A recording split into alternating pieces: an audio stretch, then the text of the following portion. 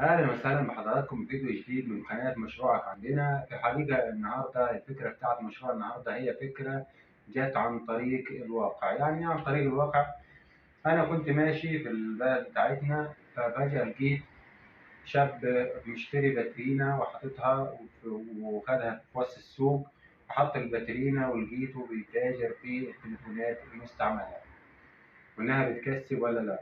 طبعا التليفونات المستعملة في حاجات بتيجي لقطة وحاجات حلوة جدا. أول حاجة أنت بتجيب التليفون النهاردة مستعمل تقريبا 1500 جنيه. تليفون مستعمل اللي هو التليفونات التاتش العادية دي أيا كان نوع، كل تليفون على حسب نوعه بتجيبه تقريبا حجه 1500 2000. ممكن لو فيه شوية تظبيطات، تظبيط سماعة، تظبيط أي حاجة بتظبطها، وبتضيف تمن التصليح على السعر اللي بتحطه وبتعرضه للبيع في الفاترينا بتاعتك. ممكن يعني كل تليفون بتزود لك عليه 500 جنيه ولا حاجة وبتلاقي زبون يخطفه خطف.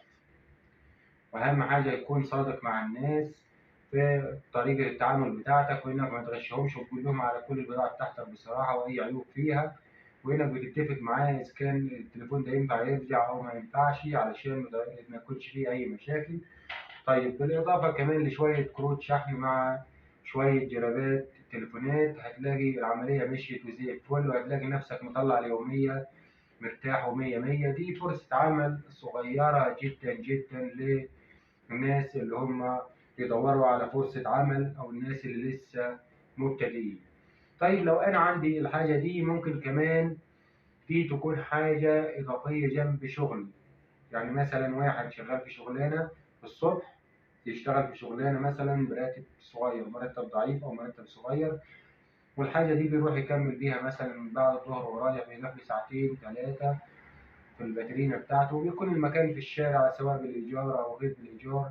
بيكون هو عينه في النضارة طبعا، اللي هو شايف الوضع هيكسب معاه ولا لأ. كل اللي هيتكلفه الباترينا الصغيرة دي، عبارة عن باترينا متر ونص في متر ونص، لوحين جزاز مع لوحين خشب، ويكون منظرها حلو ومدهون كويس، تقريبا 3000 2500، اللي هي حاجة بتكون حلوة كده ومرتبة ومنظر كويس مع الإضاءة مع كل حاجة.